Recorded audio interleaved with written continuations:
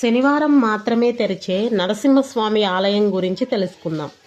ప్రకాశం జిల్లా వలేటివారిపాలెం మండలంలోని మాలకొండపై వెలిశారు శ్రీ జ్వాలా నరసింహస్వామి. ఈ మాలకొండ లక్ష్మీ నరసింహస్వామి ఆలయం జిల్లాలోని ప్రముఖ దేవాలయాల్లో ఒకటి. ప్రముఖ పుణ్యక్షేత్రంతో పాటు పర్యాటక కేంద్రంగా కూడా విరాజిల్లుతుంది. ఇక్కడ కొండల అందచందాలు చూస్తే మనం మంత్రముగ్ధులం అవ్వాల్సిందే. ఈ ఆలయం ఉన్న కొండలు పూలమాల ఆకారంలో ఉండడంతో ఈ ప్రాంతానికి మాలకొండ, మాల్యాద్రి అని పేరు వచ్చింది. ఈ ఆలయం యొక్క స్థల పురాణం గురించి తెలుసుకుందాం.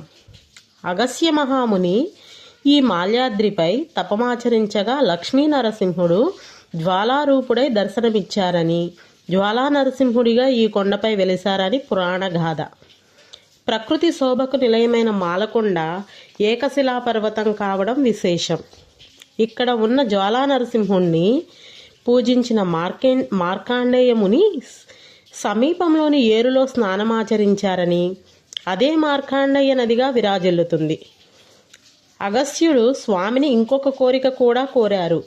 తన తోటి మునులకు, యక్షులకు, కిన్నెరలకు మరియు దేవతలకు స్వామివారి దర్శనం లభించుటకు వారంలో ఒక్కరోజు అంటే శనివారం మాత్రం మానవులకు కేటాయించి మిగతా 6 రోజులు ఋషి పూజలు అంగీకరించమని, అలా చేస్తే అటు దేవతలు మునిగణాలకు ఆయన దర్శన భాగ్యం లభిస్తుందని, ఇటు మానవులు కూడా స్వామిని సేవించి తరిస్తారని వేడుకున్నారు.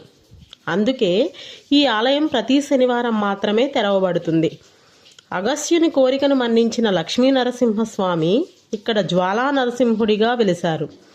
అప్పటి నుంచి యుగ యుగాలుగా భక్తులు కొండ ఎక్కి ప్రతి శనివారం ఈ లక్ష్మీ నరసింహస్వామిని సేవించి తరిస్తున్నారు. మిగతా 6 రోజులు ఇక్కడ స్వామిని సేవించడానికి గణాలు అంటే మునిగణాలు వస్తాయని అంటారు. తర్వాత కాలంలో దీనిపై నమ్మకం లేని కొందరు స్వామి దర్శనాన్ని ప్రజలకు ప్రతిరోజు కల్పించాలని అనేక సార్లు ప్రయత్నించారు. కానీ వారి ప్రయత్నాలు ప్రతిసారి కూడా విఫలమయ్యాయి. ఈ ఆలయానికి ఇంకొక కథనం కూడా ఉంది. ఇక్కడ పూర్వం స్వామితో పాటు ఉన్న లక్ష్మీదేవి ఒక్కసారి స్వామి మీద అలిగి కొండపైకి వెళ్ళిందంట. వెళ్ళే దారిలో ఒక పెద్ద బండరాయి అడ్డుగా ఉంది.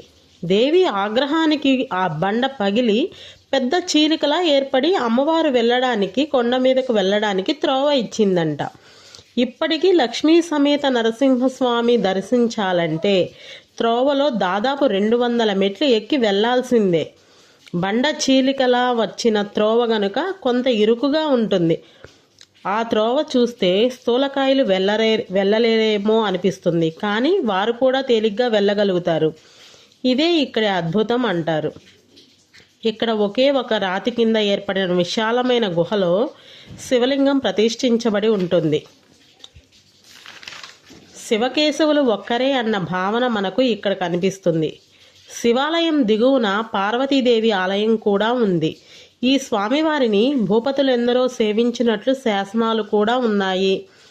విజయనగరానికి ప్రభు అయిన అచ్యుతదేవరాయలు, రెడ్డిరాజులు, చండీ సంస్థానాధీశులు ఈ స్వామివారిని సేవించి ధన్యులయ్యారు. వారు స్వామికి చేసిన సేవలన్నీ ఇక్కడ శాసన రూపంలో కూడా ఉన్నాయి. ఈ ఆలయం ప్రతి శనివారం మాత్రమే తెరవబడుతుంది. ఉదయం 6 గంటల నుండి సాయంత్రం 5 గంటల వరకు మాత్రమే ఈ ఆలయం తెరిచి ఉంటుంది. ఈ ఆలయం ఒంగోలు నుండి 80 కిలోమీటర్లు,